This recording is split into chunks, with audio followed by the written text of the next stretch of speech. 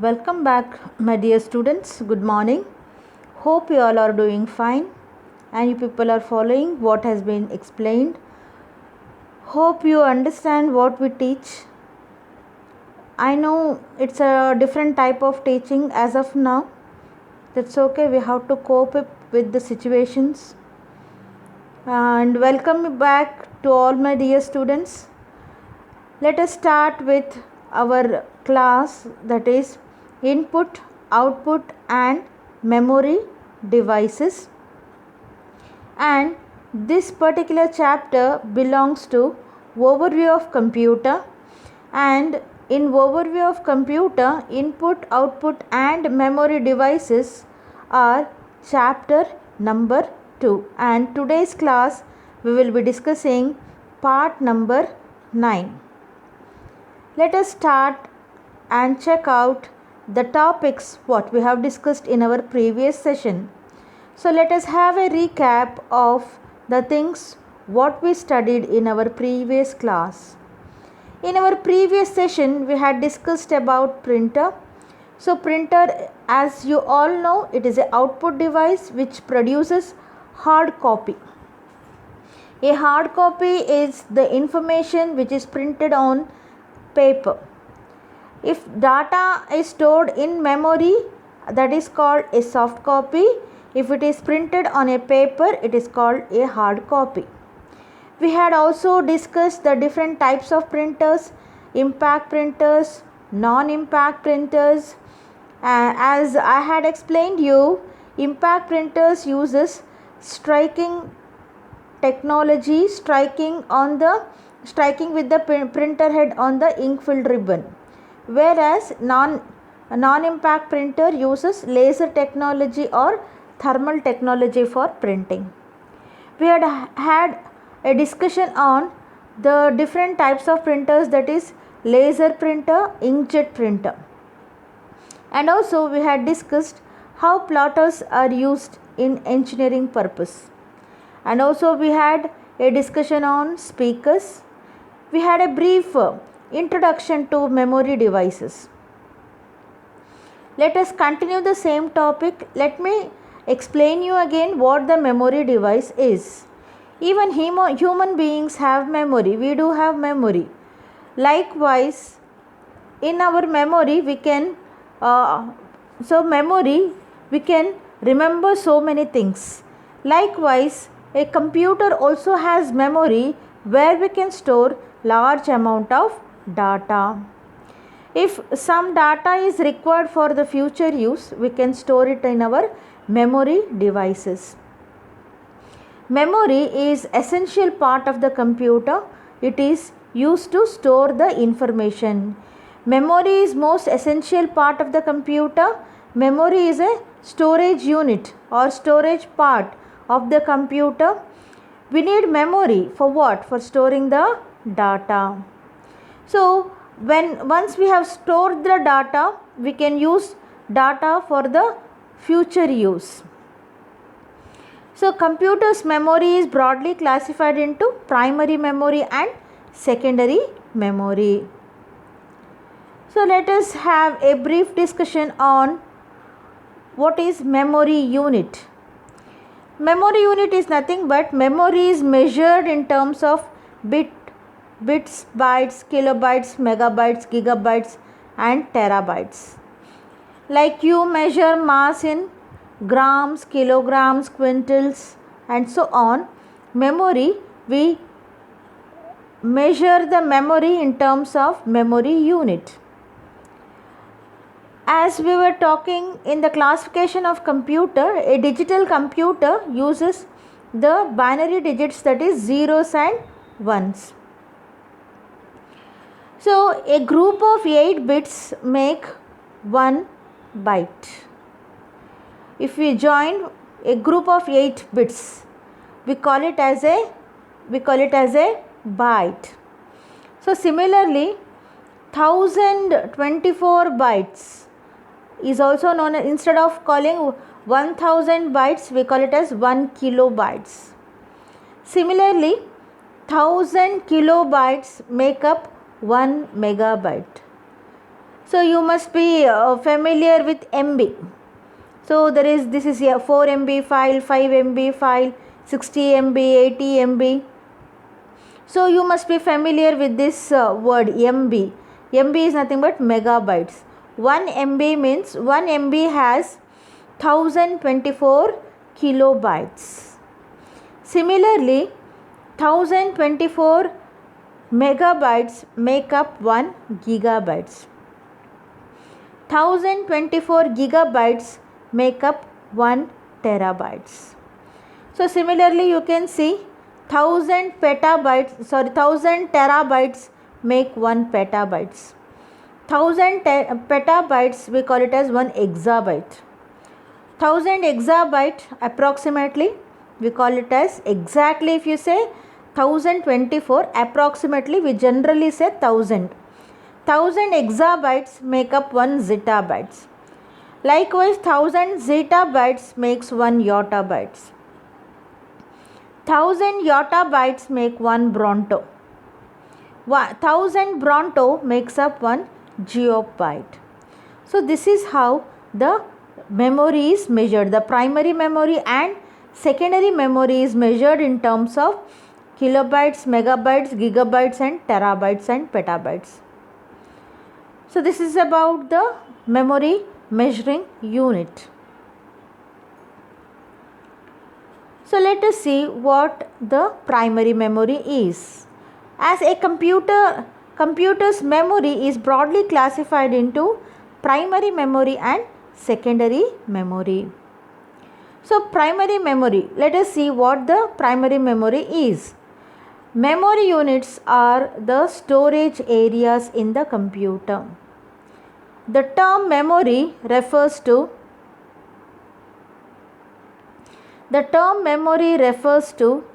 the main memory. The primary memory is also called as main memory. Whereas the word storage is used for the memory that exists on disks, CDs, floppies or tapes.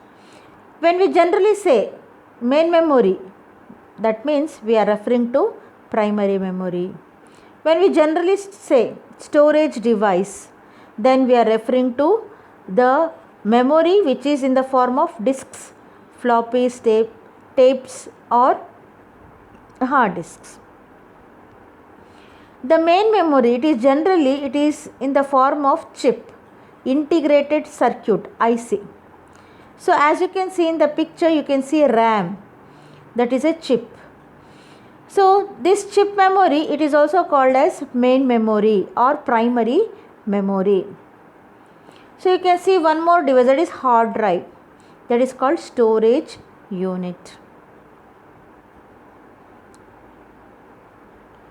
So the primary memory, it includes many other storage devices like ROM, RAM, PROM, EPROM, EEPROMs. ROM stands for read only memory. PROM stands for programmable read only memory. EPROM stands for erasable programmable read only memory. And EEPROM stands for electrically erasable programmable read only memory. Let us check each one of them in detail. So let us see ROM. You can see the ROM chip. So here in ROM chip, the information is pre-recorded or pre-burnt. So what do we mean by pre-burnt or pre-recorded? That means when ROM is manufactured, at the time of manufacturing, the data is stored on ROM chip. It is called read-only memory.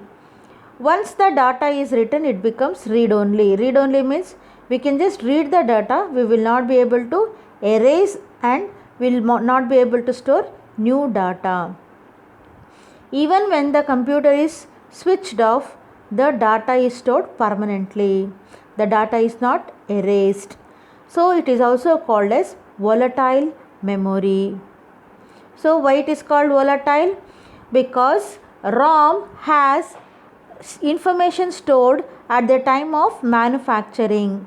When ROM is manufactured, the data is stored permanently, and even when power goes off, computer is off, the data is not erased as it is permanently stored.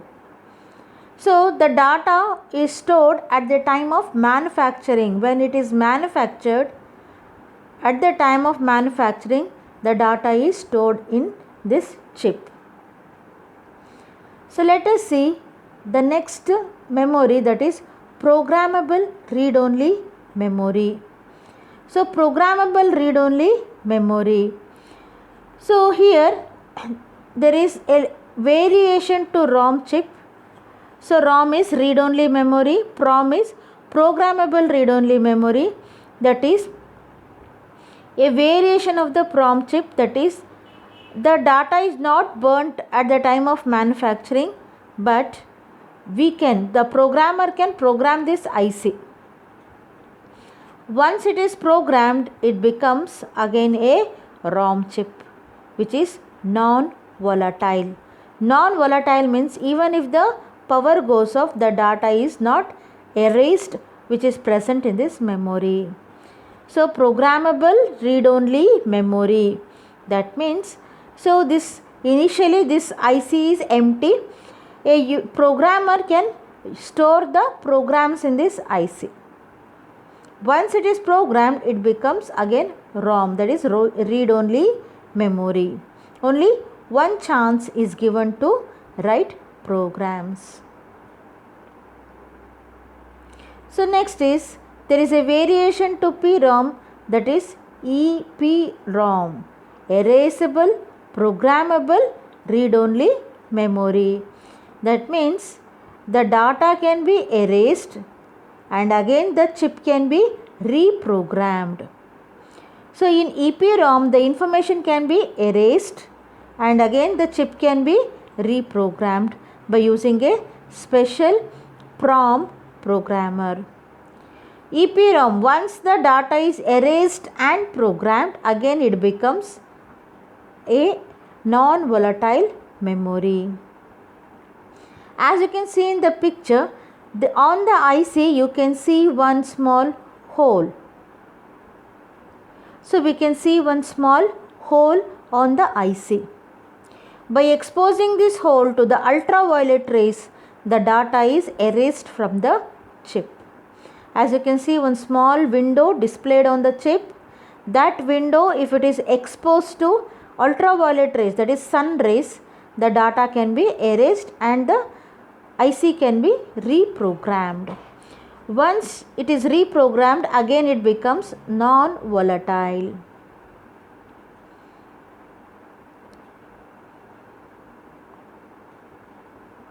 So next comes electrically erasable programmable read-only memory. So as you can see, EEPROMs, or you can see American Megatrends AMI BIOS chip. All these chips are EEPROMs. EE means electrically erasable programmable read-only memory. As in the previous chip, you can see one window. That window, if it is exposed to the ultraviolet rays, the data can be erased. But in this chip, the data can be erased only by passing some electrical pulses. So EEPROMs, it is recently developed. This is equivalent to EPROMs, erasable programmable read-only memory, but it does not require ultraviolet rays to erase the contents. Then how is it erased? It is erased by exposing it to the electrical charges. And it is also, once the data is erased and reprogrammed, it is non-volatile. EEPROM is not fast as ROM or other RAM chips. Flash memory is a special type of EEPROM that can be erased and reprogrammed. As you can see in the picture, you can see EEPROMs there are different varieties of EEPROMs available. Let us see what RAM is. RAM is random access memory. Almost in all modern computers we find this. Without RAM you can't imagine a computer. RAM is also called as the main memory. See, this is really the main store and a place where the program gets stored temporarily. As explained earlier, the data in a computer is processed by processor, CPU. Any data, it is processed by the CPU. If CPU has to process any data, that data must be stored in RAM. So if CPU has to run any program, that program must be stored in RAM, that is main memory. All running programs are stored in RAM. So whatever data is stored in RAM, if there is sudden power cut, then the data is erased. If CPU has to execute any program, that program must be stored in RAM. So RAM, that is random access memory, it is a volatile memory. So volatile memory means the data stored, the unsaved information is lost when a computer is switched off. Whereas ROM, PROM, EPROMs and EEPROMs are non-volatile, that is the data is stored permanently. Whereas RAM is, it's a volatile memory, that is data is lost when there is sudden power cut or when computer goes off. So the main memory RAM, what does it do? The main memory, it stores many data items and they have some way of retrieving them when they are needed. The data is stored, whenever it is required, it is retrieved. Retrieving means getting back. The memory, like we have a post boxes in our day-to-day life, you might have seen post boxes in a post office. Each box holder will have a box with a unique number and that is called the address. Likewise, our memory also has a number of locations in the memory. In the memory itself you can see a number of locations and each location has a unique number, and with this help of this number we can assign data or you can retrieve also. The accessing and storing operations that are performed on memory is called as read-write operations. A write instruction, what it will do? A write instruction transfers information from other device to the memory, and a read instruction transfers information from the memory to the other devices. A memory which can perform both read-write operation is called RAM. So you can see there are different types of RAMs: EDO RAM, SRAM, STRAM, DDRAM1, DDR-RAM2, DDR-RAM3. So what are these different types? Let us discuss each one of them in detail. EDO. EDO stands for Extended Data Output RAM. So what is this EDO RAM? It's a type of RAM that improves the time to read from memory on from the microprocessors such as Intel. So EDO RAM, it improves the reading time. So it improves the reading time that is used to read the data from the processor. There are many, microprocessor is nothing but CPU. There are many companies who manufacture CPU. One such is Intel. Then we have SRAM. SRAM is a static random access memory. These are different types of memories.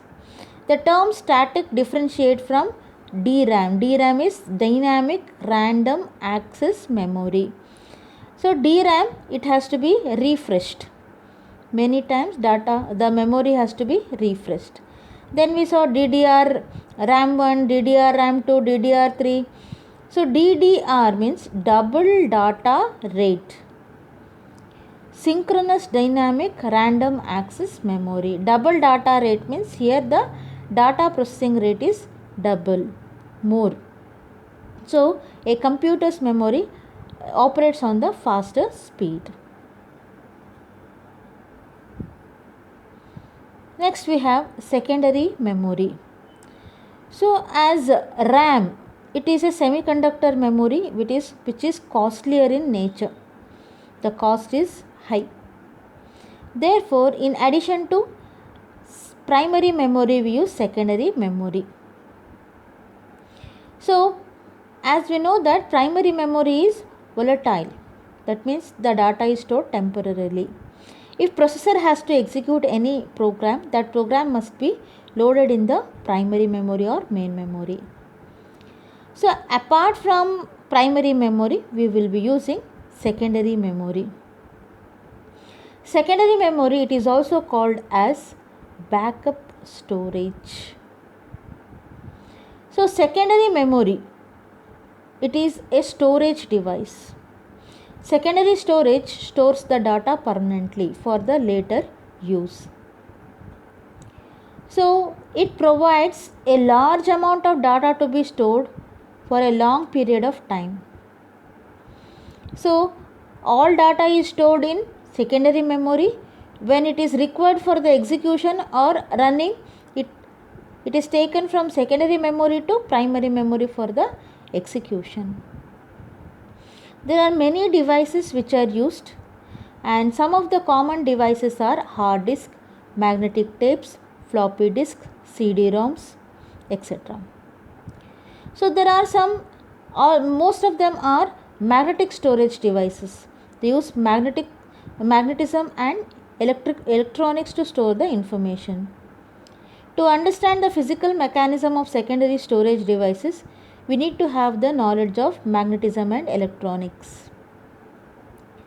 So, the average time required to reach a storage location is called access time. There are some electromechanical devices used which uses the moving parts such as disks and tapes. And in those devices, the access time consists of seek time. So where we are locating the read write head, and to locate that it requires some time. So we can see in the picture hard disk. Hard disk is one of the secondary storage device. So the picture displays the hard disk, which is a secondary storage device. So the internal working, and there are many other locations or spindle platters, and also in each platter you can see head, track, sector, cluster, so many other things. What is hard disk and what are the different units, how it works, we will be discussing in the coming chapters. So hope you have understood this chapter, that is memory unit, primary memory, secondary memory, and in primary memory we have different types, that is we have RAM, ROM, PROM, EPROMs and EEPROMs, and how the data is stored and how the data is erased from these devices. Next class we will be learning more about the secondary storage devices or external storage devices. I hope you have understood this session. Kindly go through the video and make a note of the things what you study, and also attend the test. There will be 10-mark test which will be given along with this video. Kindly attend that. Hope you have understood the today's session. Thank you for your patience listening. God bless you, my dear students. Have a great day ahead. Thank you.